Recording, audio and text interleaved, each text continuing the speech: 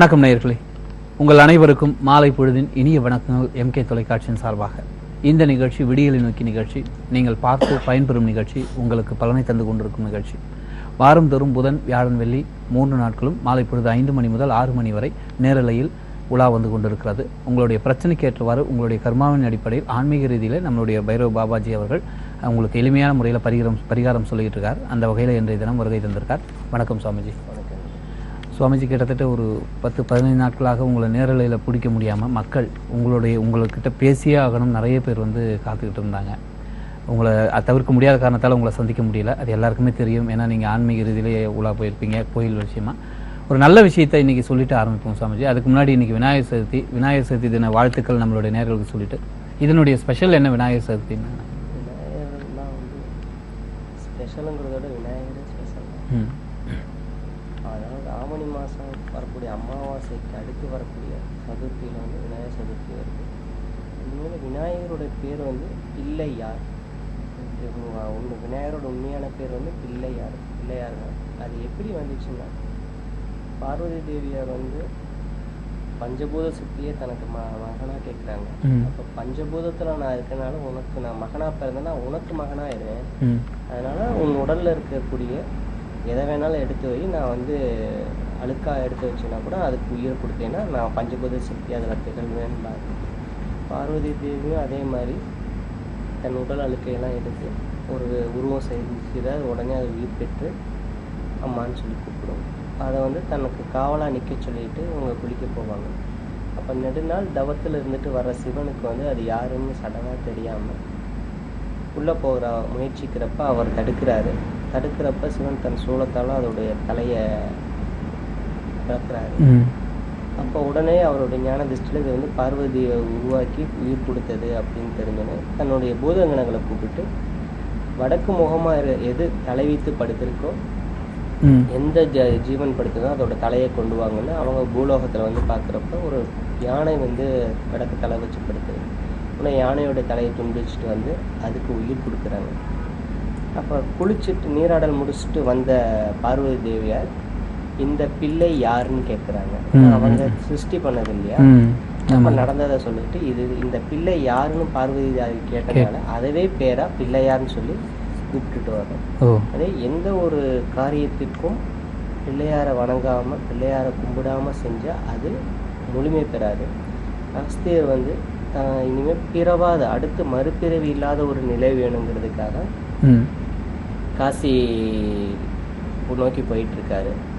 அப்போ அவர் சென்னை வழியாக வர்றப்ப இந்த பொன்னேரிக்கு பக்கம் வர்றப்ப ஒரு அழிஞ்சல் மரத்துக்கு கீழே அசிரி மாதிரி கேட்குது. வள்ளலாரோட அம்மா பிறந்த ஊர் வேறாது. இந்த இடத்துல வந்து எனக்கு சிவபூஜை 108 நாள் வந்து மண்ணால் சிவபூஜை லிங்கம் செஞ்சு சிவபூஜை பண்ணேன்னா பிறவா வரம் உனக்கு கிடைக்கும் அப்படின்னு உடனே அந்த அசிரியை நம்பி ஒரு தினந்தோறும் வந்து ஒரு சிவலிங்கத்தை வந்து மண்ணால் பிரதிஷ்டை பண்ணி அதுக்கு சிவபூஜை பண்ணுவார். 108 நாள் முடிஞ்ச உடனே தனக்கு பூஜை பூர்த்தி ஆயிடுச்சுன்னு சொல்லி 108வது நாள் சிவலிங்கத்தை பூஜை முடிஞ்ச உடனே அந்த 108 சிவலிங்கங்களும் ஒன்றாக சேர்ந்து பிள்ளையாராக மாறியது. அங்கே இருக்க பிள்ளையாருக்கு வந்து துதிக்கை கிடையாது. அந்த பொன்னேரியில் இருக்கக்கூடிய பிள்ளையாருக்கு வந்து துதிக்கை கிடையாது. காரணம் என்னென்னா, பிள்ளையாரை கும்பிடாமல் அவர் சிவபூஜை பண்ணனால அந்த சிவலிங்கங்கள்லாம் ஒன்று சேர்ந்து பிள்ளையாராயிடுச்சுங்கிறது ஒரு ஐதீகம். நன்றிங்க சுவாமி. ஒரு சின்ன பிரேக் எடுத்துட்டு திரும்பவும் சந்திக்கலாம். இது விடியலை நோக்கி.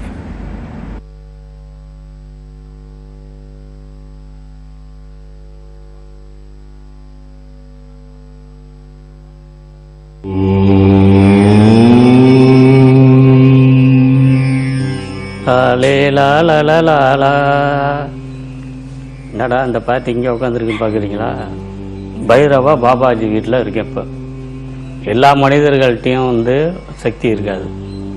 அது ஒரு சிலருக்கு தான் அந்த தெய்வ அம்சம் வந்து இருக்கும்.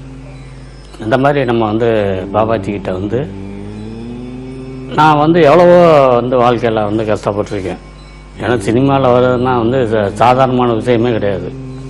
ஊரை விட்டு ஓடி வந்து திருப்பியும் ஓடவும் முடியாது. ஊருக்கு எல்லாம் சிரிப்பானுங்க. இன்னும் பெரிய சிவாஜி ஆகணுன்ட்டு போனால் என்னத்தை ஜாய்ச்ச அப்படின்னு சிரிப்பானுங்க. அதனால் அங்கேயும் போக முடியாமல் இங்கேயும் போக முடியாமல் அல்லல் பட்டு என்னடா பண்ணுறது வாழ்க்கையில் நம்ம வந்துட்டோம் நம்ம என்ன பண்ணணும், ஏதாவது சாதிக்கணுமே இந்த சினிமாவில் அப்படின்னு சொல்லி ஏறாத கம்பெனி கிடையாது, கெஞ்சாத ஆள் கிடையாது. பாபாஜியை பாருங்கள், உங்களுடைய குறைகளை சொல்லுங்கள், அது கண்டிப்பாக நிவர்த்தி ஆகும். இதை நானாக சொல்லலைங்க, அனுபவப்பட்டு சொல்கிறேன். நான் அனுபவித்து சொல்கிறேன். பாபா பார்த்ததுல இருந்தாக்க என்னுடைய வாழ்க்கை, என்னுடைய முறையை மாறி போச்சு. அந்த மாதிரியான உங்களுடைய வாழ்க்கையும் கண்டிப்பாக மாறும். அதாவது என்னுடைய வாய்ப்புக்காக மாத்திரம் நான் பாபாஜியை சந்திக்கலை. எனக்கு உடல் ரீதியான சில பிரச்சனைகள் இருந்தது. நான் நல்லா தூங்குவேன். தூங்கி காலையில் படுக்க விட்டு எந்திரிக்கும் போது ஒரு 10 தடவை தொடர்ந்து தும்மல் வரும். டொச்சு தும்மல் வரும். நான் இந்த சிட்டியில் இருக்கிற இஎன்டி டாக்டர் யார் இருக்காங்களோ எல்லாத்துக்கிட்டையும் போயிட்டேன். எல்லோரும் என்னென்னமோ மருந்து கொடுக்குறாங்க. ஆனால் அவங்க குணம் ஆகலை. ஒன்றுமே எனக்கு கரெக்டே ஆகலை. அது படுக்க வச்சு எழுந்திரிச்சா அந்த தும்மல் கண்டினியூ வந்துக்கிட்டே இருக்குது. என்ன அப்படின்னாரு, இல்லை பாபாஜி இந்த மாதிரி காலில் இருந்து சொன்னால் ஒரே தும்மலாக வருது. நான் எல்லாம் இஎன்டி டாக்டர்கிட்ட போய் பார்த்துட்டேன், ஒன்றும் கரெக்டாகலை பாபாஜி. அப்படியே ஒரு நிமிஷம் அப்படியே கண்ண முடியும் அப்படியே இருந்தார். டக்குன்னு ஒரு துண்ணூறு எடுத்து பூச்சி விட்டு, நீங்கள் போங்க 3 மாதத்துக்குள்ளே கரெக்டாகிடும் அப்படின்ட்டாரு. என்னோட பெரிய டாக்டர் எம்பிபிஎஸ் எவ்வளோ படிச்சிருக்க டாக்டரு, எம்பிபிஎஸ் எஃப்ஆர்சிஎஸ் என்னென்னமோ படிச்சிருக்காங்க. அவ்வளோ டாக்டர்கிட்ட போயிட்டோம். அவ்வளோ மருந்து கொடுத்து கரெக்டாகலை. இப்படி சொல்கிறாரு, 3 மாதம் கரெக்டாகிடும் போன்றாரு அப்படின்னா. கரெக்டாக 3 மாதம் கூட ஆகலைங்க. அந்த தும்பல் அப்படி ஸ்டாப் ஆகிடுச்சு. எனக்கு பயங்கர ஆச்சரியம். அன்னிலேருந்து என்கிட்ட யார் வந்தாலும் முதல்ல போய் பாபாஜியை பாருங்க, போங்க. உங்களுக்கு என்ன பிரச்சனை இருக்கா, பாபாஜியை போய் பாருங்க, அவங்கள கரெக்டாகிடணும். அதே மாதிரி போய் பார்த்து நிறையா பேருக்கு நிறையா சால்வேஷன். தெய்வங்கள் தனியாக இருக்காங்க. அந்த தெய்வ அம்சம் ஒரு சில பேர்த்துக்கிட்ட தான் இருக்கும். அது நம்ம பாபாஜிக்கிட்ட நான் நேரமாக பார்த்தீங்கன்னா அனுபவப்பட்டனால நான் சொல்கிறேன். நமக்கு மீறிய ஒரு சக்தி கண்டிப்பாக இருக்குது. அது சிலர்கிட்ட தான் இருக்கும். அது நம்ம பாபாஜிக்கிட்ட இருக்குது. நீங்கள் வாங்க, என்ன பிரச்சனைனாலும் உங்களுக்கு பாபாஜிகிட்ட வாங்க.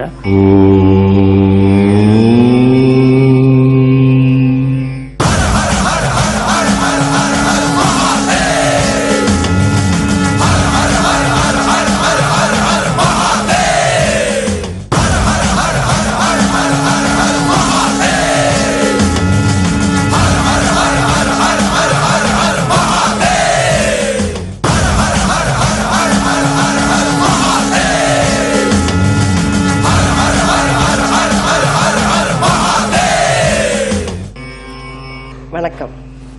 நான் யாருன்னு உங்களை அறிமுகப்படுத்திக்க தேவையில்லை. என் பேர் நளினி. மாதா பிதா குரு தெய்வம்னு சொல்லுவாங்க. எல்லாரோட வாழ்க்கையிலுமே எல்லாரோட லட்சியத்துக்கும் ஒரு குரு நிச்சயமா தேவைங்க. நாம சாமி கிட்ட வேணும்னா நேராக நம்ம போய் சாமி கிட்ட இது கூட அது கூடன்னு வேண்டதில்லை. நமக்கு மூலியமா, அதாவது ஒரு குரு மூலியமா சொல்லிட்டோம்னு வச்சுக்கோங்களேன், அந்த கடவுள் நம்மளை ஏற்றுப்பார் உடனே. இப்போ நம்ம ஒரு கோயிலுக்கு போகிறோம், நம்ம தேங்காய் பழத்தட்டெல்லாம் வாங்கிட்டு யார்கிட்ட கொடுக்குறோம்? ஒரு பூசாரி கிட்ட தானே கொடுக்குறோம். அவர் நேரடியாக போயிட்டு சுவாமி கிட்ட நம்மளோட கோரிக்கைகளை எல்லாருமே சொல்லி நிறைவேற்றுவாங்க. இப்படி எல்லாருக்குமே தேவையான ஒரு குரு நிச்சயமா வாழ்க்கையில இருந்தா அந்த வாழ்க்கை சுபிட்சமாகவும் சந்தோஷமாகவும் ரொம்ப நல்லாவும் இருக்குங்க. அப்படி நாங்க தேடிக்கிட்டே இருக்கும்போது எனக்கு கிடைச்ச குரு தாங்க வைராவி பைரவ பாபாஜி. இந்த பாபாஜியை பத்தி சொல்லணும்னா நிறைய சொல்லிக்கிட்டே போலாங்க, நேரமே பத்தாது. ஏன்னா வைராவி பைரவ பாபாஜி இருக்காரு இல்லைங்களா. இப்ப நீங்க பாத்தீங்கன்னா எந்த டிவி சேனல் ஓபன் பண்ணாலும் பைரவரை கும்பிடுங்க, பைரவரை கும்பிடுங்க, பைரவரை கும்பிடுங்க. அப்படி இல்லாட்டி ஏதாவது வெளியில போனீங்கன்னா கூட தெருநாயா இருந்தா கூட அதுக்கு ஏதாவது சாப்பாடு ஃபீட் பண்ணுங்கன்னு சொல்லிட்டு எல்லா இடத்துலயும், அதாவது பேப்பரா இருக்கட்டும், டிவியா இருக்கட்டும், சினிமாவுக்கு போனாலும் எங்கேயாவது எப்படியாவது பைரவரை வழிபடுங்கன்னு சொல்லிட்டு இருக்காங்க. அப்படி சொல்லிக்கிட்டே இருக்கிற நேரத்துல நமக்கு பைரவ பாபாஜி ஒரு குருவா அமைஞ்சது எவ்வளோ பெரிய நல்ல விஷயம் தெரியுமாங்க. எல்லாருமே குடும்பமா அவரை பார்க்கணும்னு நினைப்பாங்க. ஏன்னா நீங்களே தெரியும், எவ்வளோ பேப்பர்ஸ்லாம் நம்ம படிக்கிறோம், சுவாமிஜின்னாலே எல்லாரும் பயப்பட ஆரம்பிச்சிருவாங்க. ஆனால் எங்கள் பாபாஜி கிட்ட அப்படிலாம் பயமே தேவையில்லைங்க. உங்களுக்கு நீங்கள் உங்கள் ஃபேமிலியோட, ஏன்னா எங்கள் பாபாஜியும் அவரோட ஃபேமிலியோட தான் உங்களை பார்ப்பாரு. உங்களுக்கு ஏதாவது நிறை குறைகள் எங்கள் பாபாஜி கிட்ட சொல்ல முடியலன்னா அவங்க வீட்டில், அதாவது எங்கள் பாபாஜியோட மிஸ்ஸஸ் இருப்பாங்க, அவங்க கிட்ட நீங்கள் உங்களுடைய மனக்குறைகள் எல்லாமே திறந்து பேசலாம். ரொம்ப ஃப்ரெண்ட்லியாக ஃப்ரெண்ட்ஷிப்பாக உங்களை ஒரு சுவாமிஜி மாதிரிலாம் ட்ரீட் பண்ணாமல் தன்னோட சகோதரியாக ட்ரீட் பண்ணி, தன்னோட அண்ணனாக ட்ரீட் பண்ணி ரொம்ப அழகாக நமக்கு வேண்டிய அறிவுரைகள்லாம் சொல்லுவாங்க. இல்லை சிலவங்களாம் நினைப்பாங்க, என்னடா சுவாமிஜின்னு சொல்கிறோம், இவர் பூஜை பண்ணல, அது பண்ணல, இது பண்ணலன்னு பயமுறுத்துவாங்க. அப்படிலாம் இல்லாமல் உங்களுக்கு என்ன தேவையோ, நமக்கு பார்த்தீங்கன்னு வச்சுக்கோங்களேன், ஒரு கவுன்சிலிங் மாதிரி இருக்கும். எங்கள் பாபாஜி கிட்ட வந்தீங்கன்னா ஒரு நல்ல கவுன்சிலிங் பண்ணி நமக்குள்ள குறைகள் எல்லாத்தையும் அவர் எடுத்துப்பாரு. நம்மளோட சந்தோஷம் மட்டும்தான் நமக்கு கொடுத்து நம்மளை இங்க இருந்து அனுப்புவார். பாபாஜியை கும்பிட கும்பிட கும்பிட நம்மளோட வாழ்க்கை மேன்மேலும் சிறந்து வந்துகிட்டே இருக்குங்க. அதுக்கு நானே ஒரு உதாரணம். பைரவர் எங்களோட குலதெய்வங்க. ஆனா குலதெய்வமா இருந்தாலும் நான் எனக்கு வந்து கொஞ்சம் பைரவரை பார்த்தாலே பயப்படுவேன். நான் எப்ப பார்த்தாலும் வந்து என்னோட கனவுல வந்து டிஸ்டர்ப் பண்ணிட்டே இருப்பார். என்ன ஒரு பைரவர் தேடிக்கிட்டே இருக்கிறாரே, என்ன இவ்வளவு டிஸ்டர்ப் பண்றாருன்னு பார்த்தா கடைசியில எங்களோட பைரவ சுவாமியே வந்து இப்படி ஒரு பைரவர் பாபாஜியை குருவா என் கண்ணில் காமிச்சாருங்க. ஸோ இதுக்கு நான் வந்து வைராவி பைரவ பாபாஜிக்கு என்னைக்குமே நன்றி கடன் பட்டிருப்பேங்க. எந்த ஒரு காசு பணத்துக்கும் ஆசைப்படாம மனசுல உள்ளது எல்லாமே அவர்கிட்ட கவலைகளை கடவுள்கிட்ட கொட்டுற மாதிரி குரு கிட்ட கொட்டிட்டு நீங்க போயிட்டே இருக்கலாம். நிச்சயமா நம்மளோட கவலைகள் எல்லாமே தீர்க்கறதுக்காக பாபாஜி நமக்காக பைரவர்கிட்ட நேராவே வேண்டி நேராவே பேசி நம்மளோட ப்ராப்ளம் அத்தனையுமே சால்வ் பண்ணுவாருங்க. இப்படி பாபாஜியை பத்தி சொல்லிக்கிட்டே போலாங்க. எங்க பாபாஜியை நீங்க பார்க்க வரீங்கன்னு வச்சுக்கோங்களேன், வீட்டுக்குள்ள நுழைஞ்ச உடனே அர்த்தநாரீஸ்வரர் தாங்க இருப்பாங்க. அதாவது சிவனும் பார்வதியும் ஒன்னா சேர்ந்து இருப்பாங்க. இந்த கான்செப்ட் தான் எங்க பாபாஜியோட தாரக மந்திரமுங்க. ஏன்னா காசி விஸ்வநாதருக்கு போட்டீங்கன்னா நம்ம காலபைரவரை நிச்சயமா கும்பிடுவோங்க. அந்த பைரவரே இன்னைக்கு நமக்காக வந்திருக்காருன்னா நம்ம எல்லாரும் எவ்வளவு கடவுளால ஆசீர்வதிக்கப்பட்டவங்க தெரியுமாங்க. நீங்க பாபாஜியை சந்தோஷமா என்னைக்கு வேணாலும், அதாவது இந்த டைம் தான் இல்லாம எப்ப வேணாலும் நீங்க அவருக்கு ஃபோன் பண்ணி கேட்கலாம். சப்போஸ் அவரால் ஃபோன் எடுத்து அட்டன் பண்ண முடியலன்னா உடனே அவங்க மிஸ்ஸஸ்க்கு நீங்க ஃபோன் பண்ணி பேசலாம். இவ்வளவுமே நீங்க பாத்தீங்கன்னா ஏதோ ஸ்கிரிப்ட் ரெடி பண்ணி என்கிட்ட கொடுத்து பேச சொன்னது இல்லவே இல்லைங்க. நானா இங்க வந்ததுக்கு அப்புறம் உட்காந்து என் மனசுக்குள்ள இருக்கிறது அத்தனையுமே நான் சொல்லிக்கிட்டே இருக்கேன். பெண்ணா பிறந்துட்டாலே நம்ம எல்லாருமே சொல்லுவோங்க நமக்கெல்லாம் பிரச்சனை ஜாஸ்தின்னுட்டு. ஆனா நிறைய பெண்கள் பாத்தீங்கன்னா பிரச்சனையில தான் என் வாழ்க்கை ஓடிக்கிட்டே இருக்கேன்னு. அவங்க எல்லாத்துக்குமே ஒரு விடிவு காலம் வேணும்னா நீங்க எல்லாருமே வைராவி பைரவ சுவாமிஜியை பார்த்தீங்கன்னு வச்சுக்கோங்களேன், நிச்சயமா நம்மளோட பிரச்சனைகள் அத்தனைக்குமே ஒரு விடிவு காலம் ஏற்படுங்க. இது வந்து நான் என் வாழ்க்கையில நடந்த உண்மையை சொல்றேங்க. எல்லாருக்குமே உண்மையிலேயே சொன்னீங்கன்னா ப்ராப்ளம்ஸ் நிறைய இருக்கும். அப்படி எனக்கு ஏற்பட்ட ஒரு ப்ராப்ளம் வந்து நான் ஒரு இடம் வாங்கணும்னு நினச்சிட்டே இருந்தேன். ஏன்னா நான் நிறைய இடம் வாங்கி வீடு கட்டி எல்லாமே வந்து என் ஃபேமிலிக்காக நான் கொடுத்துட்டு வந்தேன். இப்போ என் பிள்ளைங்களுக்காக ஒரு சின்னதாக இடம் வாங்கி அவங்களுக்கு ஒரு அழகான ஒரு குட்டி ஒரு வீடு கட்டி கொடுக்கணும்னு ஆசைப்பட்டேங்க. அந்த வீடு என்னமோ எனக்கு தடங்கள் ஆகிட்டே இருந்தது. ஷூட்டிங் நடந்துக்கிட்டே இருக்கும்போது எனக்கு வந்து ஒருத்தர் வந்து அறிமுகமானார். ஒரு சுவாமிஜியை பற்றி நான் சொல்கிறேன், நீங்கள் கேட்பீங்களான்னு கேட்டாங்க. நான் எல்லா சுவாமிஜியும் பார்ப்பேங்க, பேசுவேன். ஆனால் நான் ரொம்ப யாரையுமே வந்து என்னோட குருவாக நான் தேர்ந்தெடுத்துக்கிட்டது இல்லை. என்னோட குருன்னு பார்த்தீங்கன்னா நான் ராகவேந்தர் சுவாமியை தான் தேர்ந்தெடுத்துப்பேன். எனக்கு அவர் தான் குரு. நான் எதுவாக இருந்தாலும் அவர்கிட்ட தான் சொல்வேன்னு சொன்னேன். இல்லைம்மா அப்படின்னு சொல்லிட்டு சும்மா பேசிக்கிட்டே இருந்தோம். இந்த பைரவ பாபாஜியை பற்றி அவர் பேசவே இல்லை. ஒரு சுவாமிஜி சுவாமிஜி சுவாமிஜி சுவாமிஜின்னு தான் பேசிட்டே இருந்தார். ஆனால் சடனாக வந்து பைரவான்னு பேர் சொன்னதுக்கு அப்புறமா எனக்கு ஒன்றுமே புரியல. பைரவாரா? அப்போ எங்கள் வீட்டில் இருக்கிற பைரவர் தான் உங்களை தூது விட்டுருக்கார் போல இருக்குன்னு சொல்லிட்டு நான் நேராக வந்து இங்கே வைராவி பைரவ பாபாஜியை பார்த்துட்டேன். அவரோட லட்சணமும் தேஜஸும் அவர்கிட்ட இருந்த கலைகளும் எனக்கு உண்மையிலே வந்து ஆச்சரியப்பட வச்சது. நிச்சயமாக நாம் எல்லாருமே வந்து தெய்வத்தை நேராக பார்க்கறது இல்லைங்க, ஒரு குரு மூலமாக தான் பார்ப்போம்னு சொன்னேன். அந்த குருவே எனக்கு வந்து பைரவர் மூலமாக கிடைச்சதுக்கு நான் வந்து காசி விஸ்வநாதருக்கும் கால பைரவருக்கும் நான் கும்பிடுற ஸ்வர்ண ஆகர்ஷண பைரவருக்கும் நான் நன்றி சொல்ல கடமைப்பட்டிருக்கேங்க. நிச்சயமாக எத்தனை ஜென்மம் எடுத்தாலும் இந்த பைரவ பாபாஜியை எனக்கு குருவா அமையணும்னு நான் வேண்டிக்கிறேன். நன்றி, வணக்கம்.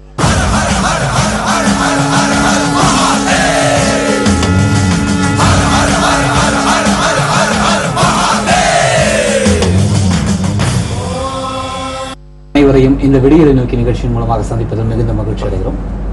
ஒரு சிறிய இடைவேளைக்காக வருத்தம் தெரிவிச்சுக்கிறோம். ஏன்னா அதுக்குள்ள ரொம்ப நாளா கழிச்சு நீங்க வந்து சுவாமிஜியில பேசணும் நிறைய பேர் தொடர்பு கொண்டுட்டு இருக்கீங்க. இப்போ முதல் நேரா வந்திருக்காங்க. வணக்கம், விடியலை நோக்கி எம்கே தொலைக்காட்சி. யார் எங்க இருந்து பேசுறீங்க? ஈரோடு மாவட்டம் கோபிங்களா? சொல்லுங்க மேடம், உங்களோட பேர் என்னங்க மேடம்? மகேஸ்வரி. ஏற்கனவே சுவாமிஜி பாத்திருக்கீங்களா, பேசிருக்கீங்களா? சரி, என்ன கேட்க போறீங்க கேளுங்க, சுவாமிஜி கேளுங்க.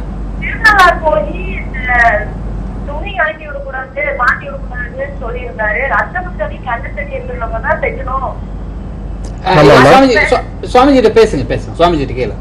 சொல்லுங்கம்மா. வணக்கம்மா, சொல்லுங்க. என்னம்மா ஆச்சு? ஹலோ, சொல்லுங்கம்மா, கேக்குது, பேசுங்க. ஹலோ, சொல்லுங்கம்மா மேடம், கேக்குது, சத்தமா பேசுங்க. ஹலோ, சொல்லுங்கம்மா. ஏதோ அழறீங்களா? ஹலோ, மன்னிக்கணும், அதாவது நீங்கள் சொன்ன மாதிரி தான் நடந்தது அப்படின்ற மாதிரி ஏதோ சொல்ல வந்தாங்க. அதுக்குள்ளே அந்த வார்த்தை உணர்ச்சிகள் அதிகமாக வந்துட்டு இருக்கு. அதனால அதாவது அவங்க சொன்னதை வந்து திருநள்ளாவை துணி இறக்கி விடக்கூடாது. என்ன அப்படின்னா பிரம்மச்சேத தோஷத்தை பற்றி பேசியிருந்தோம், அதை பற்றி சொல்லுவாங்க. திருநள்ளாறு குளம்னு சொல்லிட்டு இல்லை, எந்த குளங்கள்லையுமே வந்து துணி விடக்கூடாது. ஏன்னா அது வந்து குளம்னாவே எதுக்கு கோயில்கள் எல்லாத்துலேயும் குளங்கள் வெட்டினாங்கன்னா அது புண்ணிய தீர்த்தம். அந்த புண்ணியம் அதில் குளிச்சுட்டு எழுந்திரிச்சா புண்ணியம் நம்மோட வரும். அப்போ அதில் குளிச்ச துணி அங்கே வர்றப்போ புண்ணியத்தை விட்டுட்டு மேலும் கர்மாவை சேர்த்திக்கிறதா தான் அதோட அர்த்தம். அதனால தான் கோயில் குளங்களில் முக்கியமாக திருநள்ளாறு குளத்தில் வந்து கண்டச்சனி அஷ்டமத்துச்சனி நடந்தால் மட்டும் விடணும், மற்றவங்க விடக்கூடாதுன்னு சொன்னதுக்கு முக்கிய காரணம். இப்போ நம்ம அகஸ்தியரை பற்றி சொன்னோம். இந்த நான் 108 பூஜை முடிஞ்ச உடனே பிள்ளையார் வந்து வந்திருக்காரு, அவர்கிட்ட பேசிட்டு தொடர்ந்து பேசுவோம். வணக்கம், எம்கே தொலைக்காட்சி விடியல். யார் எங்க இருந்து பேசுறீங்க? வணக்கங்க, நான் கோயம்புத்தூர்ல பேசுறேங்க. சொல்லுங்க, உங்களோட பேர் என்னங்கய்யா? பார்த்தசாரதி. ஏற்கனவே சுவாமிஜிட்ட பேசிருக்கீங்களா, நேரடியா பாத்திருக்கீங்களா? சரி, என்ன கேட்க போறீங்க கேளுங்க. வணக்கங்க ஐயா, சொல்லுங்க.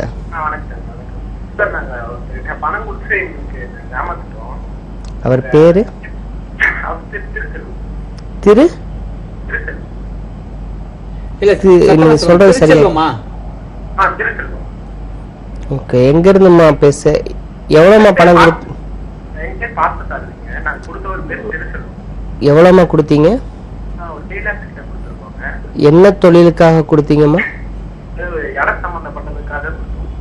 இட சம்பந்தப்பட்டதுல வேற எதுவும் பிரச்சனைக்காக கொடுத்தீங்களா?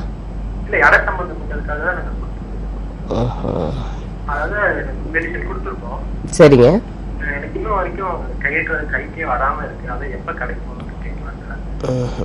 கோயம்புத்தூர்ல எந்த இடங்கம்மா? எங்க இருந்து பேசுறீங்கன்னு கேக்குறேன். வீட்டுல தான் இருக்கீங்களா? அதாவது வடபழனி மருதமலை இருக்கு இல்லைங்களா? மருதமலை முருகன் கோயிலுக்கு வந்து ஞாயிற்றுக்கிழமை சாயங்காலம் 7 மணிலிருந்து 8:30 மணிக்குள்ள சந்தனம் 1 கிலோ. ஆமா, சந்தனம் 1 கிலோ, பன்னீர் பாட்டில் 3 லிட்டர். ஆமா, 3 லிட்டர். பேரிச்சம்பள packet 100 gram. இது மட்டும் வாங்கி கொண்டு போய் கொடுத்துட்டுமா? பேரிச்சம்பளத்தை வந்து முருகருக்கு கொடுக்காதீங்க, சந்தனத்தையும் பன்னீரை மட்டும் கொடுத்துருங்க. கொடுத்துட்டு நான் இன்னாருக்கு கொடுத்த பணம் எனக்கு சீக்கிரம் வரணும்னு வேண்டிட்டு வெளியே வரப்ப அங்க இருக்கிறவங்களுக்கு வந்து அந்த பேரிச்சம்பளத்தை ஒவ்வொன்றா வர்ற பக்தர்களுக்கோ இல்லை அங்க இருக்க யாசகம் கேட்கறவங்களுக்கோ கொடுத்துட்டு வாங்க. இது செஞ்சுட்டு ஒரு 48 நாளுக்குள்ள அவருக்கு பணம் கொடுக்க வேண்டியது கொஞ்சம் கொஞ்சமா கொடுப்பாரு. நல்லது. நன்றி நன்றி நன்றி. நேயர்களை நீங்கள் பார்த்து பயன்பட்டுக் கொண்டிருக்கும் இந்த நிகழ்ச்சி விடியல் நிகழ்ச்சி. நம்மளுடைய சுவாமிஜி பைரவ பாபாஜி அவர்களை சென்னையில் சந்திக்கணும்னா வாரத்தில் 3 நாள் சந்திக்கலாம். புதன், வியாழன், வெள்ளி, இந்த 3 நாளுமே சந்திக்கலாம். காலை 10 மணிலிருந்து 3 மணி வரை. எந்த இடத்துலனா சென்னை முகப்பேர் ஈஸ்ட்டில் பன்னீர் நகர் மெயின் ரோடு இருக்குது. அதில் போனீங்கன்னா, அதாவது DAV girls higher secondary school bus ஸ்டாப்பில் இறங்கி நேராக உள்ளே போனீங்கன்னா பன்னீர் நகர் மெயின் ரோடு நம்பர் 134 ஈஸ்வரி இல்லத்தில் சந்திக்கலாம். இது தவிர ஒவ்வொரு வாரமும் சனிக்கிழமை திருச்சியில் சந்திக்கலாம். பொன்மலை சர்வீஸ் ரோடில் இருக்கிற எவரெஸ்ட் பார்க் ரெசிடென்ஸில் சந்திக்கலாம். இது எங்கே இருக்குன்னா டிவிஎஸ் டோல்கேட் பஸ் ஸ்டாப் பக்கத்துலேயே இருக்குது. இது தவிர ஒவ்வொரு வாரமும் ஞாயிற்றுக்கிழமை சேலத்தில் சந்திக்கலாம். சேலம் புது பஸ் ஸ்டாண்டுக்கு ஆப்போசிட்டில் இருக்க வசந்தம் ஹோட்டலில். எந்த இடத்துல சந்திக்கிறதா இருந்தாலும் காலை 10 மணிலிருந்து 3 மணி வரை கீழே தெரிகிற மொபைல் நம்பரில் ஃபோன் பண்ணி பதிவு பண்ணிட்டு போங்க. மிக விரைவில் மக்கள் கேட்டதற்கு நாங்கள் சுவாமிஜி மதுரையிலும் சந்திக்கிறதா முடிவு பண்ணியிருக்காங்க இல்லைங்களா சுவாமிஜி? மிக விரைவில் அது என்னென்ன அனௌன்ஸ் பண்ணல. ரொம்ப சந்தோஷம். மிக விரைவில் மதுரையிலும் சந்திக்கிறதுக்கு உண்டான வாய்ப்புகள் இருக்கு. சுவாமிஜி இப்போ சொல்லுங்க, அந்த இது சதுர்த்தி பத்தி பேசிட்டு அப்ப வந்து ஒரு 48 நாள் முடிஞ்ச உடனே அவர் பிள்ளையார் ரூபமா மாறி காட்சி கொடுக்கிறாரு. ஸோ பிள்ளையார் ரூபமா காட்சி கொடுத்ததுக்கு அப்புறம் அவர் வந்து சிலரோட பாவங்கள், சில மக்களோட பாவங்களை போக்கணும்னு சொல்லி அகஸ்தியரை நோக்கி வேண்டாரு. ஸோ அகஸ்தியர் அங்கிருந்து தென்முகமா பயணம் பெற்று வந்தாரு. திருப்பி அங்கிருந்து மதுரையை நோக்கி தன்னுடைய திருப்புவனங்கிற ஊரை நோக்கி வர்றாரு. அப்ப வர்ற வழியில அவர் கையில் வச்சிருந்த கமண்டலத்தில் தான் கங்கை நீர் கொடுத்து கொண்டு வந்தார். கொண்டு வர்றப்ப சதுர்த்தசிக்கு முதல் நாள் இரவு குறிப்பிட்ட இடத்துக்கு அவர் வரப்ப பிள்ளையார் அங்கே இருக்கிற மக்கள் தண்ணீர் இல்லாமல், அதனால விவசாயம் இல்லாமல் கஷ்டப்படுறாரு. அதை பொறுக்க முடியாமல் காக்கை ரூபாய் எடுத்து அந்த கமண்டல நீரை தட்டி விடுறாரு. ஸோ அந்த கமண்டலத்திலிருந்து காக்கை ரூபத்தில் வந்து தட்டி விட்டது தான் இப்போ நம்ம காவிரியாக கொண்டாடுறோம். ஸோ அதன் மூலமாக அங்கே இருந்த மக்களோட பசி எல்லாம் தீர்ந்துச்சு. அதற்காகவும் இந்த சதுர்த்தி அன்னைக்கு நம்ம பிள்ளையார் கொண்டாடுறோம். நன்றி நன்றி சுவாமிஜி. ஸோ மக்களுக்கு தெரியாத பல விஷயங்கள் இந்த விநாயகர் சதுர்த்தி அதுக்கும் சொல்லியிருக்கீங்க, ரொம்ப சந்தோஷம். அடுத்த நேயர் லைன்ல இருக்காங்க. வணக்கம். வணக்கம் விடியல் முக்கியம். வணக்கம் ஐயா, சொல்லுங்க ஐயா. பேசலாங்க ஐயா. உங்களோட பேர் என்னங்கய்யா, என்ன ஊருங்கய்யா? சரிங்க, பேசுங்க ஐயா சுவாமிஜி கிட்ட. வணக்கம்ப்பா, சொல்லுப்பா. எங்க பொண்ணு ஒண்ணுங்க, வயசு 17 சரிப்பா. அந்த பொண்ணு வந்து ஒரு மாசம் முன்னாடி ஒரு பையனோட சேர்ந்து ஓடி போயிட்டீங்க. சரிப்பா. அது வந்து இருக்கிற இடம் தெரியுதுங்க, ஆனா அங்க போய் எங்களால கூட்டிட்டு வர முடியல. இருக்கிற இடம் உங்களுக்கு தெரியும் இல்லையா? தெரியுதுங்க சார், அங்க போய் கூட்டிட்டு வர எங்களால முடியலங்க. நாங்க ரொம்ப வசதி கம்மியானவங்க. அவங்க கொஞ்சம் ரொம்ப அராஜகம் பண்றாங்க. பொண்ணு பேர் என்னப்பா? இளவரசிங்க. பொண்ணுக்கு 17 வயது தான் கண்டிப்பா ஆச்சா? ஆமா ஆமாங்க. அப்ப நீங்க ஸ்டேஷன்ல கம்ப்ளைண்ட் கொடுத்தா அவங்க கூட்டிட்டு வந்து விட்டுருவாங்களேப்பா, மேஜர் ஆகாத பொண்ணு? இல்லைங்க, அவங்க வந்து நாங்க 2 டைம் போய் கம்ப்ளைண்ட் பண்ணி கூட்டிட்டு வந்தாங்க. அந்த பொண்ணுக்கு வந்து ஏதோ பணம் மாற்றி வச்சு அடிக்கடி அதே போற மாதிரி பண்ணிட்டாங்க. சரி, அவரோடய வா. ஹலோ, சொல்லுங்க சாமி, சொல்லுங்க. அதாவது சொல்லுங்க. சரி, நீங்க நேர்ல வந்து பாருங்க, நல்லது. எங்க வச்சுருந்தானே டிவியில பாருங்க, சொல்லுவாங்க. நேர்களை நீங்கள் பார்த்து பயன்பெற்றுக் கொண்டிருக்கும் இந்த நிகழ்ச்சி விடியலை நோக்கி நிகழ்ச்சி. சுவாமிஜி, அதாவது ஒரு நாள் வந்து நீங்கள் வந்து வர முடியாத கோயில் விஷயமா திடீர்னு கிளம்பி போயிட்டீங்க. அன்னைக்கு ஃபோன் பண்ணுறவங்களுக்கு அவங்களுக்கு தேவையான பரிகாரங்களை நானே செய்தறேன் இன்னைக்கு ஃபோன் பண்ணுறவங்களுக்கு அப்படின்னு சொன்னீங்க. 21/8/2015 அன்னைக்கு 8 நேயர்கள் உங்களாண்ட பேசினாங்க. அதான் உங்களாண்ட பேசணுன்றதுக்காக வந்தாங்க. அவங்களோட விஷயங்கள் ஆல்ரெடி உங்களுக்கு சொல்லியாச்சு, அன்றைக்கே நீங்களும் பார்த்துட்டு இருந்தீங்க. இருந்தாலும் நேயர்கள் லைவ்ல பார்க்கறதுக்காக சொல்கிறேன். நீங்களே பரிகாரம் இது உங்களுக்கு உண்டானது செஞ்சாச்சு. அதை உங்கள் வாயில சொல்லலாமா சுவாமிஜி? திருநெல்வேலியிலேருந்து அம்பாசமுத்திரத்துலேருந்து சுபேதாங்கிறவங்க ஃபோன் பண்ணாங்க சுவாமிஜி. அவங்க வந்து கல்யாணமாகி 7 வருஷம் ஆகுதான். ஸோ அவங்களோட வீட்டுக்கார் பேர் வந்து பொண்ணுதுரை. 7 வருஷமாவது குழந்தைக்காக கேட்டிருந்தாங்க. பண்ணியாச்சு, குழந்தை உருவாயிரும். பார்த்துட்டு இருக்கீங்கன்னு நினைக்கிறேன். நேயர்கள் நீங்கள் பேசணும் எல்லாருமே தொடர்ந்து பாருங்கன்னு சொன்னதுக்கு அதுக்காக தான் காரணம். அடுத்து பெங்களூர்லேருந்து கவிங்கிறவங்க பையன் ஃபோன் பண்ணியிருந்தாங்க. அவங்களோட பையனுக்காக ஆர்கே மாதவ், அவரோட பையன் பேர் 5வது படிக்கிறாங்க. படிப்புக்காக மறந்து போகிறாராம். என்ன படித்தாலும் மறந்து போகிறார், கொஞ்சம் பயமாக இருக்குன்றாராம். இல்லை, அவருக்கு நாங்கள் பரிகாரம் பண்ணணும். இருந்தாலும் அவர் வந்து ஒரு மனநல டாக்டர்கிட்ட கூட்டிகிட்டு போய் ஒரு ஒப்பீனியன் கேட்டுக்கிறது நல்லது. பரிகாரம் ஆனால் பண்ணிட்டோம், ஆனால் மன ரீதியாக சில பிரச்சனைகளுக்கு ஆளாயிருக்காரு. இது பெற்றவங்களுக்கு சொல்லக்கூடியது ஒரு விஷயம் என்ன அப்படின்னா,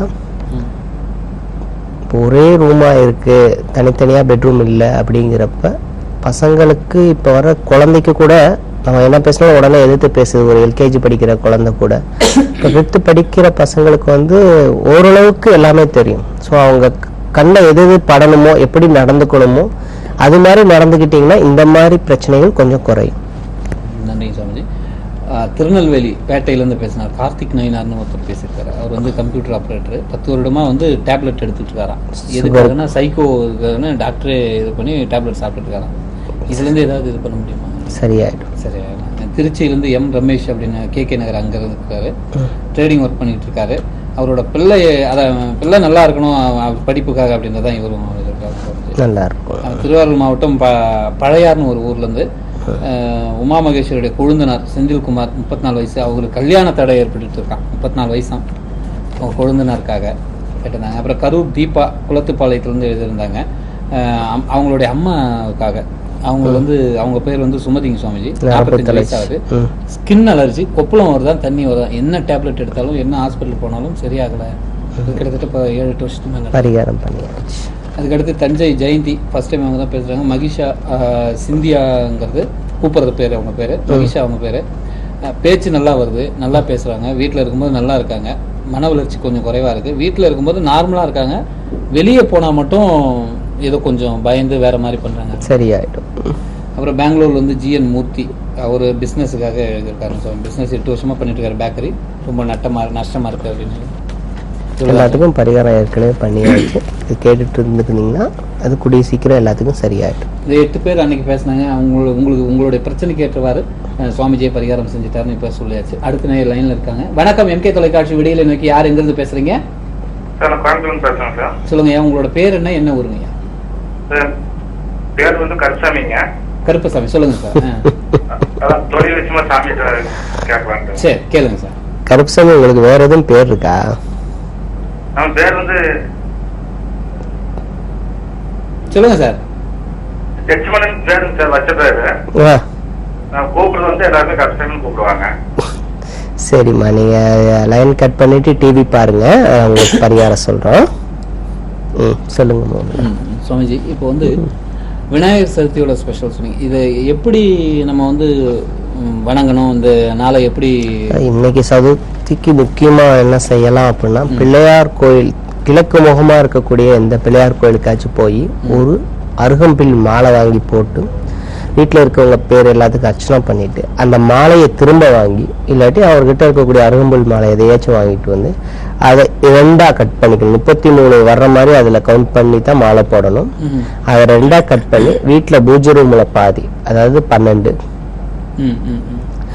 மிச்ச பாதியில வீட்டுல இருக்கிறவங்க தலைவருக்கு ஒரு பீஸ் மட்டும், மிச்ச பாதியை வந்து வீட்டுல இருக்கிற எல்லாருக்கும் வந்து அவங்களுடைய இப்ப படிக்கிற குழந்தைங்கன்னா அவங்களோட புத்தகத்திலயோ இல்லை வேலைக்கு போறவங்க அவங்க பேக்லயோ வச்சுட்டு இருந்தாங்கன்னா அடுத்து பலவிதமான ஐஸ்வர்யங்கள் அந்த வீட்டுக்கு வந்து சேரும். இது எப்ப செய்யலாம்னா, சாயங்காலம் 6:30 மணிலிருந்து 8:30 மணிக்குள்ள இதை செய்யலாம்.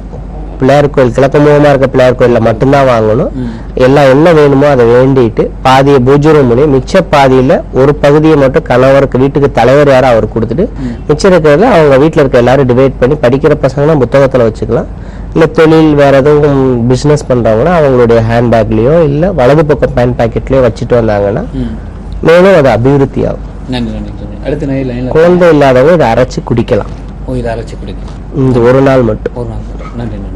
அடுத்த நேரம். வணக்கம், எம்கே தொலைக்காட்சி விடியலை நோக்கி. யார் எங்கிருந்து பேசுறீங்க? சொல்லுங்கம்மா, உங்களோட பேர் என்ன, என்ன ஊரு?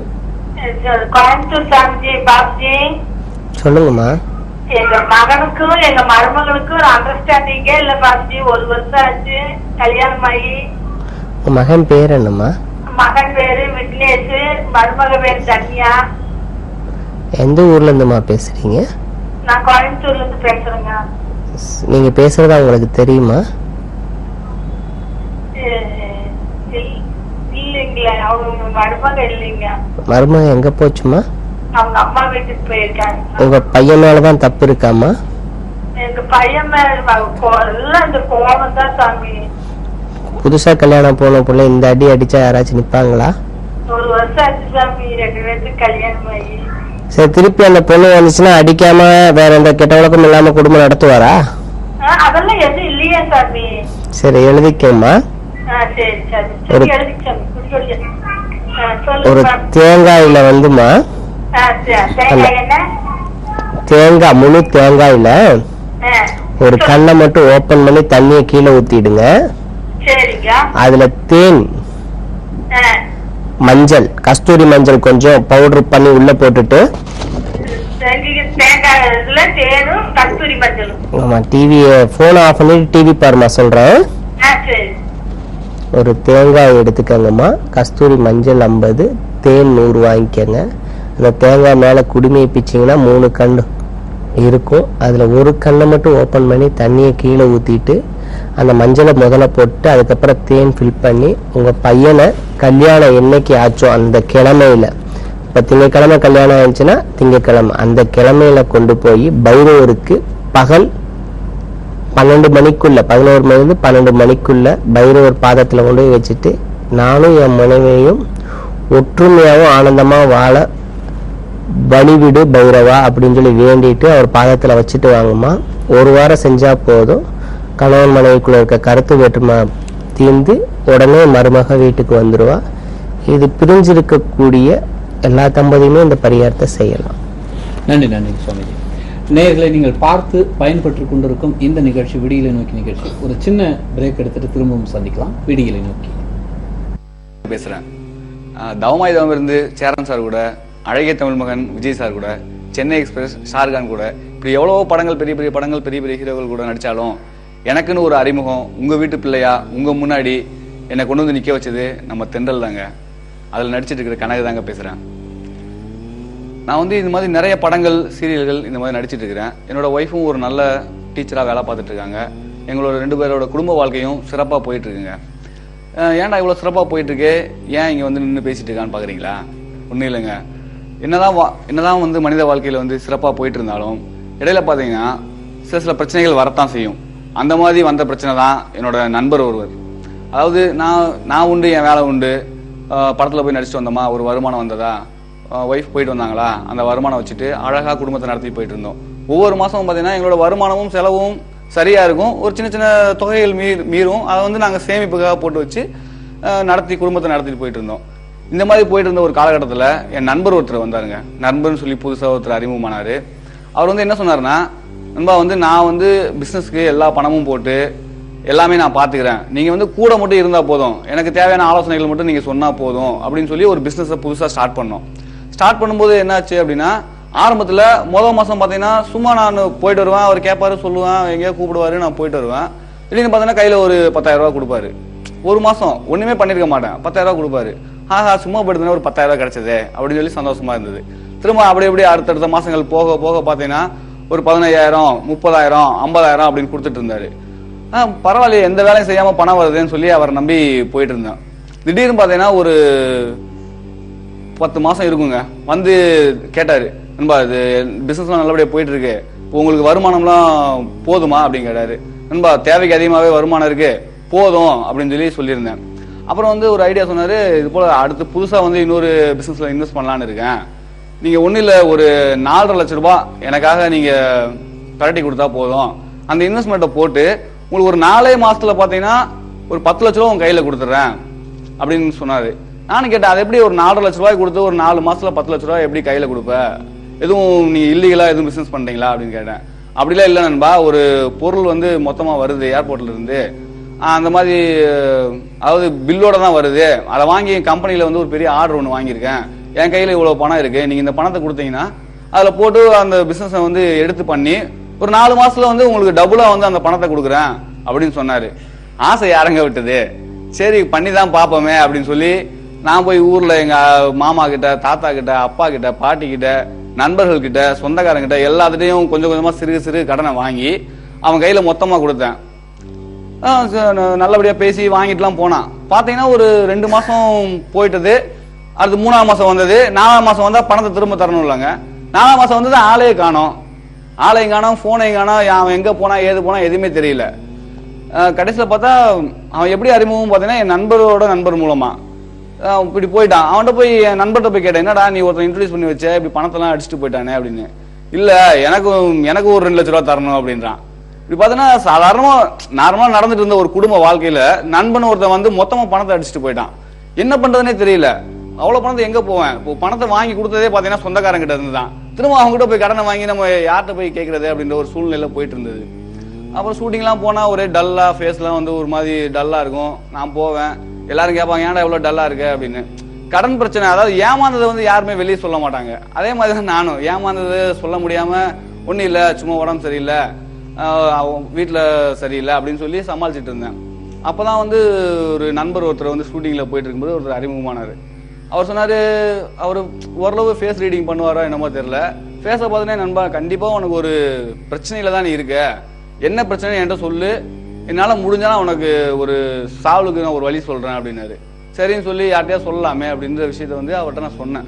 இது போல் கடன் பிரச்சனை, ஒருத்தன் ஏமாற்றிட்டு போயிட்டான், என்ன பண்ணுறதுன்னு தெரியல அப்படின்னு சொன்னேன். அப்போ தான் வந்து அவர் சொன்னார், இது போல் அண்ணா நகரில் வந்து வைராவி பைரவ பாபாஜின்னு ஒருத்தர் இருக்காரு, நீங்கள் போய் அவர் போய் பார்த்தீங்கன்னா அவருக்கு வந்து ஒரு நல்ல தீர்வு சொல்லுவார் அப்படின்னாரு. என்ன பண்ணுறது, அதாவது எதை தின்னா பித்தம் தெரியும் அப்படின்ற ஒரு சூழ்நிலையில் இருக்கும்போது யார் எதை சொன்னாலும் நம்ம போய் பார்த்து தான் ஆகணும். அதே ஒரு மனநிலையோட தான் வந்தேன்.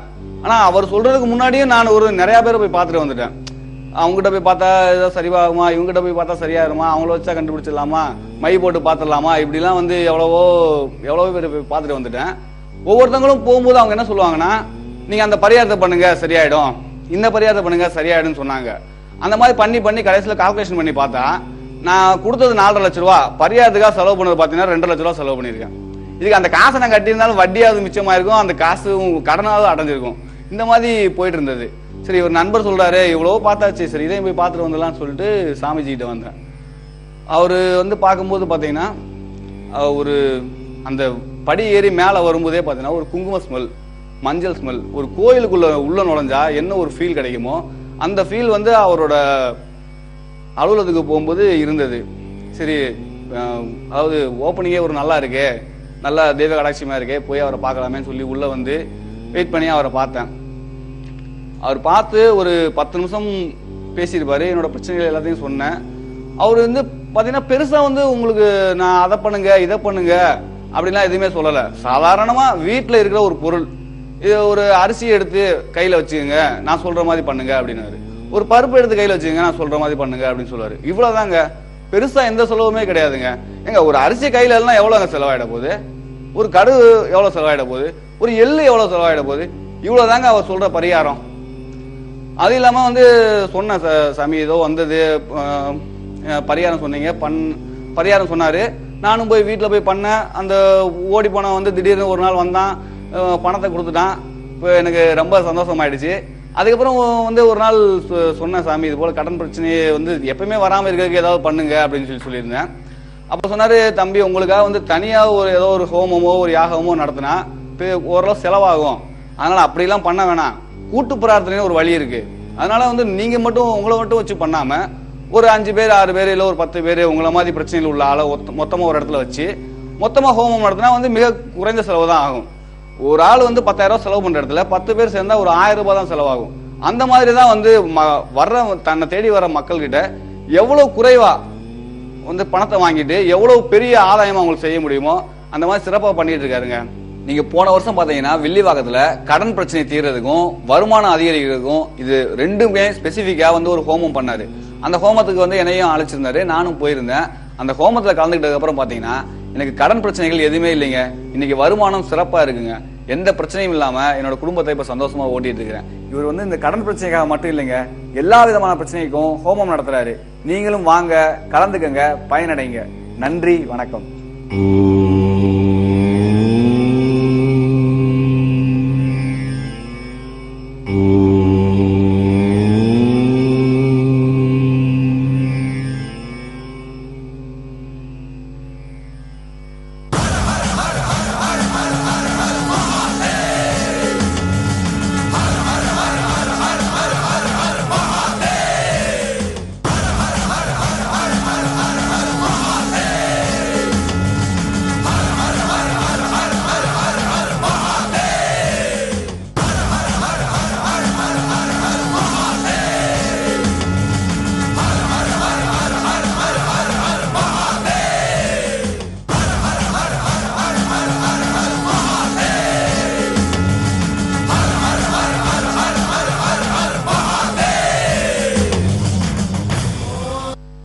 திரும்பவும் உங்கள் அனைவரையும் இந்த எம்கே தொலைக்காட்சியின் வாயிலாக விடியலை நோக்கி நிகழ்ச்சி மூலமாக சந்திப்பது மகிழ்ச்சியடைகிறோம். நம்முடைய சுவாமிஜி பைரவ பாபாஜி அவர்கள் உங்களுடைய பிரச்சனைக்கு ஏற்றவாறு உங்களுடைய கர்மாவின் அடிப்படையில் ஆன்மீக ரீதியில் மிக எளிமையான முறையில் பரிகாரம் சொல்லிக்கிட்டு இருக்காரு.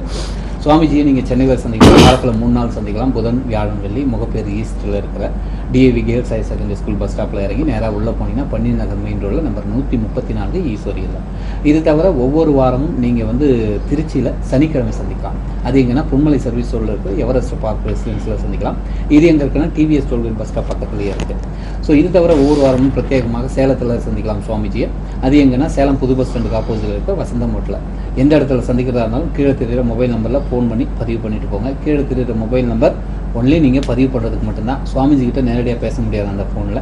சுவாமிஜி கிட்ட நேரடியாக ஃபோனில் பேசுகிறவங்க இந்த மேலே தெரிகிற லைவ் அப்போ மேலே தெரிகிற லேண்ட் நம்பரில் பேசுனீங்கன்னா பேசலாம். இது தவிர மிக விரைவில் மதுரையில் சுவாமிஜியை சந்திக்கலாம் அப்படின்னு சொல்லியிருக்காரு. அது என்ன, எங்கே, எப்போ, என்னையிலேருந்து அப்படிங்கிற மிக விரைவில் சுவாமிஜியை சொல்லுவார். சுவாமிஜி அதுக்குள்ளே நேயர் லைனில் இருக்காங்க, பேசிட்டு வருவோம். வணக்கம், விடியலை நோக்கி எம்கே தொலைக்காட்சி யாருங்கிறது பேசுகிறீங்க? வணக்கம். வணக்கம். வணக்கம்மா, உங்களோட பேர் சொல்லுங்க. அப்பாக்கு உங்க பேர் என்ன? என் பேர் வீர மகாலட்சுமி. வீர மகாலட்சுமி, எங்க இருந்து பேசுறீங்க? தூத்துக்குடி. டிவி வால்யூம் கம்மி பண்ணிட்டீங்களா? கம்மி பண்ணிட்டேன். தூத்துக்குடி.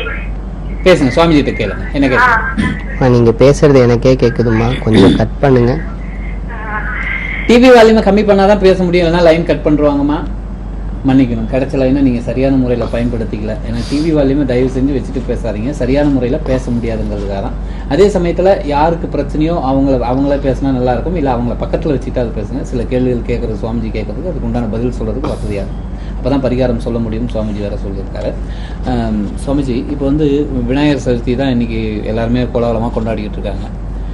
என்றைக்கும் இல்லாமல் விநாயகர் சதுர்த்தி அன்னைக்கு மட்டும் விநாயகருக்கு வந்து இது செலை வாங்கிட்டு வந்து வச்சு வீட்டில் வச்சு எருக்கம்பூ மாலை போடுறாங்க.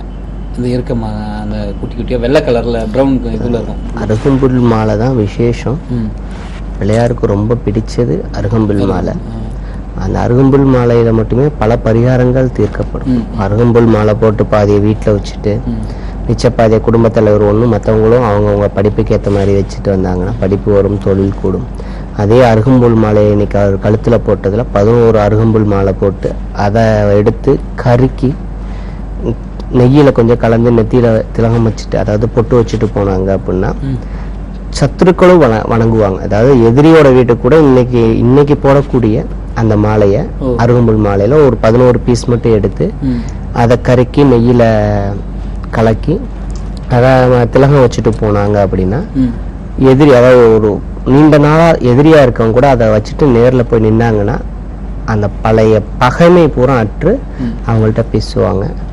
அதோட போற மாலையோட கொஞ்சம் விராலி மஞ்சள் சம அளவு எடுத்து பவுடர் பண்ணி இதையும் அதையும் வந்து தேனில் கலந்து சாப்பிட்டாங்கன்னா டாக்டரே வந்து இவங்களுக்கு குழந்தை பிறக்காதுன்னு சொன்னவங்களுக்கு கூட குழந்தை உருவாகக்கூடிய வாய்ப்பு இருக்கு. எருக்கம் மாலை போடுறதுக்கு, எருக்கம் பூல மாலை போடுறது அது வெள்ளெருக்கா இருக்கணும். முக்கியமா வெள்ளெருக்கம் பூவா இருந்தா போடலாம். அது எதுக்காக போட்டாங்க அப்படின்னா, இப்ப ரசமணி கேள்விப்பட்டிருப்பீங்க, அதை சுத்தம் பண்றதுக்கு இந்த எருக்கம் பால் வந்து உபயோகப்படும். எதற்காக அப்படின்னா அதுல இருக்கக்கூடிய 7 வகையான சட்டைகள் உரியறதுக்காக. அதே போல நம்ம இதை கழுத்துல இன்னைக்கு போட்டு வணங்குறதுக்கு காரணம் என்னன்னா, விரோதங்கள் மறைஞ்சு எல்லாம் ஒண்ணு சேருவான். எருக்கம் மாலையோட இன்னொரு இது வந்து விரோதங்களை அகற்றும், உடம்புல இருக்கக்கூடிய நோய்களை அகற்றும். ஸோ அது இன்னைக்கு வந்து போடுறதுனால விரோதங்களுக்கு எல்லாம் சகோதரத்தமா வர்றதுக்கு அந்த எருக்கம் மாலை போடுவாங்க. அது ஒரு விசேஷம். நன்றி சுவாமி, நன்றி. அடுத்த லைன்ல இருக்காங்க. வணக்கம், எம்கே தொலைக்காட்சி விடியலை நோக்கி யாருங்கிறது பேசுறீங்க? மன்னிக்கணும், வந்த லைன் கட் ஆகி போச்சுன்னு நினைக்கிறேன். ஸோ எருக்கம்பூ மாலை வந்து அப்போ கூட நீங்க சொல்ற மாதிரி வெள்ளை இருக்கா தான் இருக்கணும், வெள்ளை கலரா தான். இப்போ இருக்கிறது வந்து இந்த ப்ளூவும் கொஞ்சம் வெள்ளையும் கலர், அந்த வேற. அது வேற. வெள்ளை இருக்கா போட்டோம் அப்படின்னா விரோதங்கள் மறையும், உடல்ல நீங்காத நோய்கள், ஸ்கின் டிசீஸ், ஸ்கின் சம்பந்தப்பட்ட நோய்கள், இந்த மாதிரி நோய்களுக்கும் இந்த சதுர்த்தி அப்ப பிள்ளையாருக்கு போட்டு வணங்கிட்டு வந்தாங்க அப்படின்னா அந்த நோய்களும் விடு போடும். ஆனா அது வெள்ளை இருக்கா இருக்கும். மற்ற மாலை போடுறது அவருக்கு எல்லா மாலைக்கு சமந்தான். சரி சரிங்க. இது தவிர நம்ம வணங்குறது இன்றைய அடுத்த நேரம் பேசுறது திரும்ப தொடரும். வணக்கம், விடியலை நோக்கி எம்கே தொலைக்காட்சி யாருங்கிறது பேசுறீங்க? ஹலோ, சொல்லுங்க ஐயா. சொல்லுங்க ஐயா. வணக்கம். வணக்கம், உங்க பேர் என்ன, என்ன ஊர்? சார்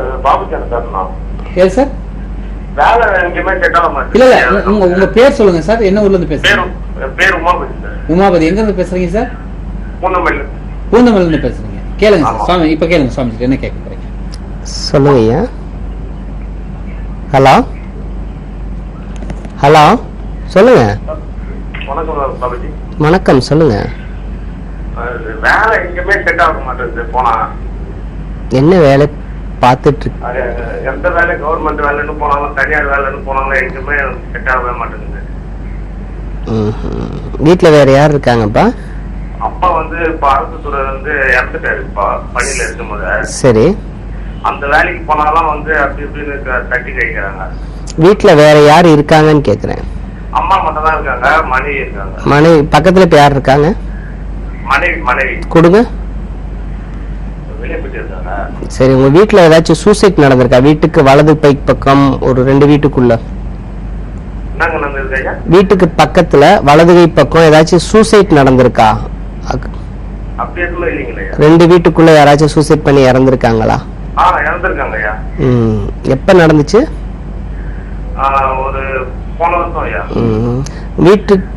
வீட்டுல ஏதாச்சும் உருவங்கள் திடீர்னு பக்கத்துல யாராச்சும் நிக்கிற மாதிரி எதுவும் சொல்லியிருக்காங்களா? வீட்டுல எதுவும் உங்கள்கிட்ட சொன்னதில்ல? சரி. வீட்டு வாசல்ல இன்னைக்கு சதுர்த்தி என்ன பண்றீங்கன்னா பிள்ளையார் கிழக்கு முகமா இருக்கக்கூடிய பிள்ளையார் கோயிலுக்கு போய் அருகம்புல் மாலை போட்டுட்டு அந்த அருகம்புல் மாலை உங்க பேர் அர்ச்சனை பண்ணி போட்டுட்டு திருப்பி அவர்கிட்ட அருகம்புல் மாலை ஏதாச்சும் ஒண்ணு கொடுங்கன்னு கேளுங்க. அதை வாங்கிட்டு வந்து வீட்டுல பூஜை ரூம்ல அதுல பாதி வச்சிருங்க. மிச்சப்பா ஒரே ஒரு 11 பீஸ் மட்டும் எடுத்து அதை பவுடர் பண்ணி நெய்யில கலக்கி 48 நாள் தொடர்ந்து நெத்தியில வச்சுட்டு வாங்க. அதை வச்சுட்டு அந்த பனிக்கு உண்டான வேலையில பாருங்க, கண்டிப்பா பனி கிடைக்கும். ஆமா, ஃபர்ஸ்ட் போய் கிழக்கு முகமா இருக்க பிள்ளையார் கோயில்ல உங்க பேருக்கு அர்ச்சனை பண்ணி போடுங்க. போட்டதுக்கு அப்புறம் அவர்கிட்ட எனக்கு ஒரு அருகம்புல் மாலை கொடுங்கன்னு கேட்டீங்கன்னா அது யாரோடத கொடுத்தாலும் பரவாயில்ல, கொண்டு வந்து அதுல பாதி இப்ப 18 பீஸ் இருந்துச்சுன்னா பாதியை கட் பண்ணி பூஜை ரூம்ல வச்சிருங்க. மிச்ச பாதியை வந்து பவுடர் பண்ணி அதுல நெய் விட்டு கலக்கிட்டு, அது எப்படி பவுடர் பண்ணா தீயில தான் கருக்கி தான் பவுடர் பண்ணணும், அப்படியே பவுடர் பண்ணக்கூடாது. தீயில கருக்கி பவுடர் பண்ணி நெத்தியில வச்சுட்டு 48 நாள் தொடர்ந்து நெத்தியில வச்சுக்கோங்க. 48 நாள் நான்வெஜ் சாப்பிடாதீங்க. அப்ப அது நெத்தியில வச்சுட்டு அந்த வேலைக்கு உண்டான ஆளுகளை போய் பாருங்க, வேலை கிடைக்கும். நல்லது. நன்றி நன்றி நன்றி. நேயர்களை நீங்கள் பார்த்து பயன்பெற்று கொண்டிருக்கும் இந்த நிகழ்ச்சி விடியலை நோக்கி நிகழ்ச்சி. சுவாமிஜி, இப்போ வந்து விநாயகர் சதுர்த்தி, அதுமா விநாயகருக்கு வந்து படைக்கிறதுல முக்கியமான விஷயங்கள் எதுன்னு பார்த்தீங்கன்னா இன்னைக்கு வந்து கொழுக்கட்டையும் அந்த சுண்டலும் தான். அதற்கு ஏதாவது காரணங்கள் இருக்காது? ஏன்னா விநாயகருக்கு தான் இதை செய்யறாங்க, இதை தவிர வேற எந்த கடவுளுக்கும் கொழுக்கட்டையும் சுண்டலும் பண்றது? அதற்கு காரணம் சொன்னா 1 மணி நேரம் ஆகும், நாளைக்கு இதை பத்தி பேசுவோம். ஆனா பிள்ளையாருக்கு வந்து அருகம்பில் மாலை போட்டு வேண்டும்னா எதுவா இருந்தாலும் உடனே பலிதமாகும். எருக்க மாலையோட அருகம்புல் மாலைக்கு தான் அதிகப்படியான விசேஷங்கள். நன்றி சார். அடுத்த நேரம் லைன்ல இருக்காங்க. வணக்கம், எம்கே தொலைக்காட்சி விடியலை நோக்கி யார் எங்கிருந்து பேசுறீங்க? ஹலோ, வணக்கம். வணக்கம் ஐயா, உங்களோட பேர் சொல்லுங்க. சார், என் பேர் பிரேம்குமார் சார். பிரேம்குமாரா? ஆமா சார். எங்கிருந்து பேசுறீங்க சார்? சார், நாங்க திருவள்ளூர் மாவட்டத்துல இருந்து மீஞ்சூர் பேசுறோம் சார். மீஞ்சூர் இருந்து. ஏற்கனவே சுவாமிஜிட்ட பேசிருக்கீங்களா? இல்ல சார். சரி, என்ன கேட்க போறீங்க கேளுங்க. சார், நானு சாமி கிட்ட எனக்கு ரொம்ப கொஞ்சம் கஷ்டமா இருக்கு சார். பேசு, சுவாமிஜிட்ட பேசுங்க. ஹலோ, சொல்லுப்பா. சார், என் பேர். உன் பேரு? ஹலோ, வீட்டுல ரொம்ப கஷ்டமா இருக்கு. உன் பேர் கேட்டேன்ப்பா. பிரேம்குமார் சார். அதுதான் உண்மையான பேரா? ஆமா சார். சொல்லுப்பா. சார், ரொம்ப கஷ்டமா இருக்கு சார். இப்போ கொஞ்ச நாளைக்கு முன்னாடி, 1 வருஷத்துக்கு முன்னாடி அப்பா இறந்துருக்கு. ஹலோ ஹலோ, மணிக்கணும் வந்து லைன் கட் ஆயிடுச்சு நினைக்கிறேன். அதாவதுப்பா, இன்னைக்கு ஒரு நல்ல விசேஷமான நாள். அருகம்புல் மாலை வாங்கி போட்டுட்டு அந்த மாலையில பாதியை பூஜை ரூம்லையும் அதை திரும்ப வாங்கி இல்லை வேற ஏதாச்சும் மாலை அவங்கள்ட்ட போட சொல்லி வாங்கி அதுல பாதி பூஜை ரூம்லையும் 5 பீஸ் மட்டும் வீட்டு வாசல்ல கட்டி விடுப்பா. வீட்டுல தேவையில்லாம இருக்கிற மன கஷ்டங்கள் அகலும். இதுவும் எல்லாரும் செய்யக்கூடிய ஒரு பொது பரிகாரம். வீட்டுல எப்ப பார்த்தாலும் ஒரு டிப்ரெஷனாவே இருக்குங்கிறவங்களும் இன்னைக்கு இதை செய்யலாம். இது ஒரு 48 நாள் இருந்தா போதும், அதுக்கப்புறம் அவுத்து தண்ணியில விட்டுறலாம். இப்போ வந்து இன்னைக்கு தான் விநாயகர் வந்து அவங்க வெளியே இந்த கடையிலேருந்து வாங்கிட்டு வந்து புதுசாக ஒவ்வொரு வருஷமும் அது மாதிரி பண்ணுறாங்க. அந்த களிமண்ணில் உடனே செஞ்சு கொடுப்பாங்க. அதில் அவங்கவுங்களுக்கு என்ன பிடிக்குமோ அந்த கலரில் வண்ணம் திட்டி பண்ணுறாங்க. அது மாதிரியும் பண்ணலாமா? பண்ணிட்டு அதை ஒரு 4 நாளில் இதில் கரைச்சதுக்காக. அதாவது ஒரு விநாயகர் சதுர்த்திக்கும் இந்த விக்கிரகம் வைக்கிறதுக்கும் வந்து இது வந்து ஒரு மக்களை வந்து ஒன்று சேர்க்கறதுக்காக ஆங்கிலேயர் ஆட்சியில் ஏற்படுத்துது. இப்போ மக்கள் வந்து ஒன்று சேராமல் இருப்பாங்க, அதனால வந்து மக்களை ஒன்று சேர்த்ததுக்காக ஒரு பண்டிகை உருவாக்கணுங்கிறதுக்காக அதை முதல்ல வந்து வடநாட்டில் தான் ஆரம்பிச்சாங்க. இந்த விநாயகர் சதுர்த்தி கொண்டாடுறதே வந்து இப்பதான் நம்ம கொண்டாடணும். நமக்கு முன்னாடி இருந்து கொண்டாடினது வடநாட்டில். அப்போ மக்கள் எல்லாம் ஒன்று சேர்றதுக்காக 3 ரோடு சேர 4 ரோடு சேர்ற இடங்கள்ல இந்த பிள்ளையாரை வச்சு இதோடைய வேகத்தை பார்த்து ஆங்கிலேயரே பயந்துருக்காங்க. அவ்வளோ மக்கள் ஒன்று சேர்ந்தாங்க. அதுக்கப்புறம் தான் மக்களை ஒன்று சேர்த்து போராட்டக்கூடிய போராட்டங்கள்லாம் உருவாச்சு. விநாயகர் சதுர்த்தி வந்து இப்படி நம்ம வெளியில வச்சு கும்பிட்றதுக்கு ஆரம்பிச்சது அப்பதான். அடுத்த லைன்ல இருக்காங்க. வணக்கம், எம்கே தொலைக்காட்சி விடியலை நோக்கி யார் எங்கிருந்து பேசுறீங்க? ஹலோ, வணக்கம் மேடம், உங்களோட பேர் சொல்லுங்க. என்ன ஊருங்க மேடம்? எங்க பேர் கலாவதிங்க. கலாநிதி? கலாவதி. கலாவதி எங்கிருந்து பேசுறீங்க? நாங்க மருதமலை கிட்ட இருந்து பேசுறேங்க. சரிங்க. என்ன ஏற்கனவே சாமிஜிட்ட பேசிருக்கீங்களா? என்ன ஏற்கனவே சாமிஜிட்ட பேசிருக்கீங்களா? இல்லங்க இல்லங்க, இப்பதான் புதுசு. சரி, என்ன கேட்க போறீங்க கேளு. எங்க வீட்டுல கஷ்டங்கள் நிறைய இருக்குங்க, தீரவே மாட்டேங்குது. பொண்ணுக்கு ஒரு பிரச்சனை. சரிம்மா, இப்ப வீட்டுல என்ன கஷ்டத்தை தீர்க்கணும்னு ஆசைப்படுறீங்கம்மா? எங்க வீட்டு கஷ்டத்துல வந்து பையனுக்கு கரெக்டான வேலை கிடையாது, பொண்ணு டைவர்ஸ் இருக்கா. அதுல எந்த கஷ்டத்தை தீர்க்கணும்? ஒரே ஒரு கேள்விதான் கேட்கணும், யாருக்கு தீர்க்கணும்னு கேக்குறேன். எங்க பொண்ணுக்கு சொல்லுங்க. சக்தி பிரியா. சக்தி பிரியா கேஸ் ஓடிட்டு இருக்காமா? எங்க கேஸ் ஓடிட்டு இருக்காமா? ஆமா ஆமா. எத்தனை மாசமாமா? 3 மாசம் 3 வருஷம் ஆயிடுச்சு. உங்க பொண்ணு வந்து சேர்ந்து வாழ ஆசைப்படுதா? சேர்ந்து வாழ ஆசைப்படுறாங்க, நாம ஒத்துக்க மாட்டேங்கிறோம். கணவர் பேருமா? கணவர் பேர் ரமேஷ் என்கிறாரு. ரமேஷ் என்கிற அருண். மருதமலையில இருந்துல பேசுறீங்க? மருதமலை தாமா? ஆமாங்க ஆமா. சரி, போன் கட் பண்ணிட்டு டிவி பாருங்க, சொல்றத கரெக்டா எழுதிக்கங்கம்மா. அதாவது இது வந்து ஒரு பொதுவான பரிகாரமா கூட எடுத்துக்கலாம். பிரிந்திருக்கக்கூடிய பெண்கள் கணவரோட சேரணும்னு ஆசைப்படுறவங்க இதை செய்யலாம். திண்டுக்கல் பக்கத்துல தாடிக்கொம்பு, இது போக வேண்டிய கிழமை எப்படின்னா, உங்களுக்கு எப்ப திருமணமாச்சோ அந்த கிழமை, இப்ப திங்கட்கிழமை ஆயிடுச்சுன்னா திங்கட்கிழமை, செவ்வாய்க்கிழமை ஆயிடுச்சா அந்த கிழமையில போகணும். வளர்புற தேய்புற பார்த்து போகணும். இது வளர்புறையில அந்த கிழமையில போகணும். எந்த பிறையில், அதாவது சுக்லபட்சத்துல நடந்திருந்தாலும் சரி, வேற இதுல நடந்திருந்தாலும் வளர்ப்புறை வர்றப்ப எந்த கிழமை கல்யாணம் ஆச்சோ அந்த கிழமையில தாடிக்கொம்புங்கிற இடத்துல சொர்ணாசன பைரவர் கோயில் இருக்கும். அதுக்குள்ள போனீங்கன்னா ரதி மன்மதனுக்கு 2 விக்கிரகங்கள் நேருக்கு நேரா இருக்கும் 6 அடியில. அதுக்கு தேன் 1/2 லிட்டர் வாங்கிக்கங்க, எலுமிச்சம்பழம் 3 வாங்கிக்கங்க. என்ன பண்றீங்கன்னா, அந்த எலுமிச்சம்பழத்தை வந்து அறுத்து இலக்கா செய்யற மாதிரி செஞ்சு 3 பீஸா அறுத்து, அதாவது அறுத்தீங்கன்னா 6 பீஸ் வரும். 3 தேனை மட்டும் ஊற்றி வைங்க, தீபம் போடக்கூடாது. தேனை ஊற்றி இந்த பக்கமும் இந்த பக்கமும் வச்சுட்டு மனசார என் கணவரோட நான் சேரணும்னு வேண்டிட்டு அந்த தேனை வந்து அதாவது மோதிர விரலால் தொட்டு உங்களுடைய கண்டத்திலையும் கால் பெருவிரல் நகத்திலையும் தடவிக்கங்க. இது கல்யாணமான கிழமை.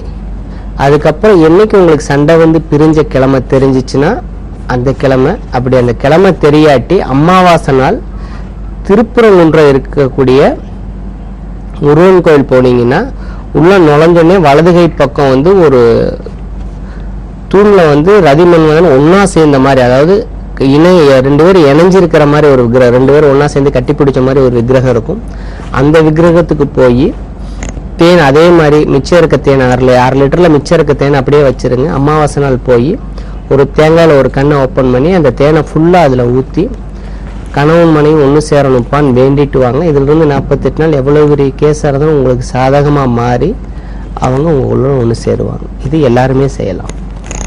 நன்றி சுவாமிஜி. இது இந்த எல்லாருமே செய்யலாங்கிற ஒரு நல்ல விஷயம். ஆனால் இன்னும் நிறைய பேசணும் இதை பற்றி. ஆனால் இன்றைய நேரம் முடிவடைஞ்சனால உங்களோட அனுமதியோடு இன்றைக்கு நிறைவு செய்து நாளை இது சம்பந்தமாக தொடர்புன்னு சொல்லுங்கள். சரி நேயர்களே, இதுவரை நீங்கள் பார்த்து பயன்பெற்ற இந்த நிகழ்ச்சி விடியலை நோக்கி நிகழ்ச்சி. திரும்பவும் சந்திப்போம் விடியலை நோக்கி.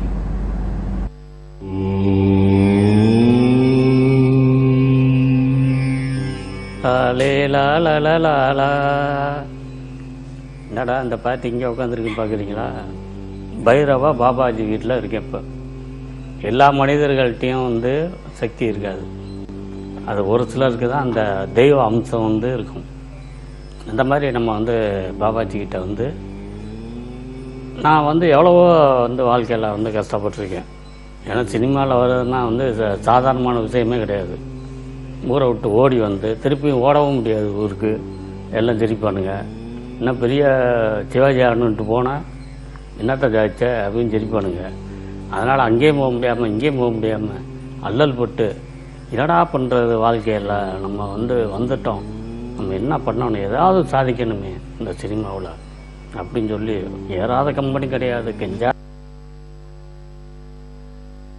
உங்களுடைய குறைகளை சொல்லுங்கள், அது வந்து கண்டிப்பாக நிவர்த்தி ஆகும்.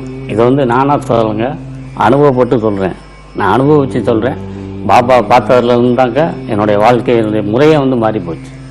அந்த மாதிரியான உங்களுடைய வாழ்க்கையும் கண்டிப்பாக மாறும்.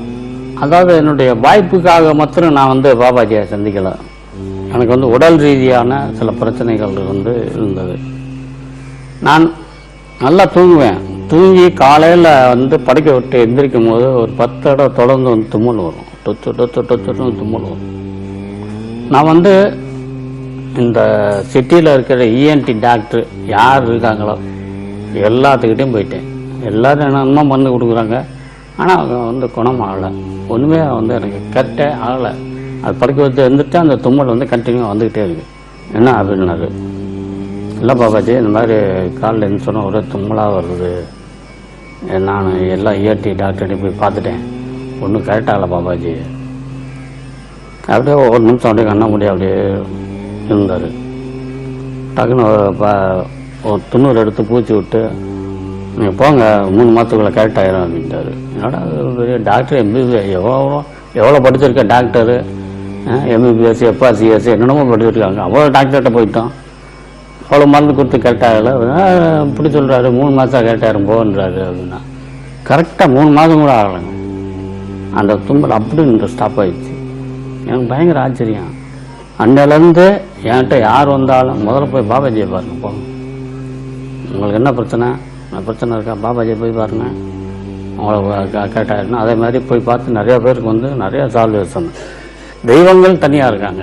அந்த தெய்வ அம்சம் வந்து ஒரு சில பேர்த்துக்கிட்ட தான் இருக்கான். அது நம்ம வந்து பாபாஜிக்கிட்ட நான் நரம்ப பார்த்தீங்கன்னா அனுபவப்பட்டனால நான் சொல்கிறேன். நமக்கு மீறிய ஒரு சக்தி கண்டிப்பாக இருக்குது. அது வந்து சிலர்கிட்ட தான் இருக்கும். அது வந்து நம்ம பாபாஜிக்கிட்ட இருக்குது. நீங்கள் வாங்க, என்ன பிரச்சனைனாலும் உங்களுக்கு பாபாஜிகிட்ட வாங்க.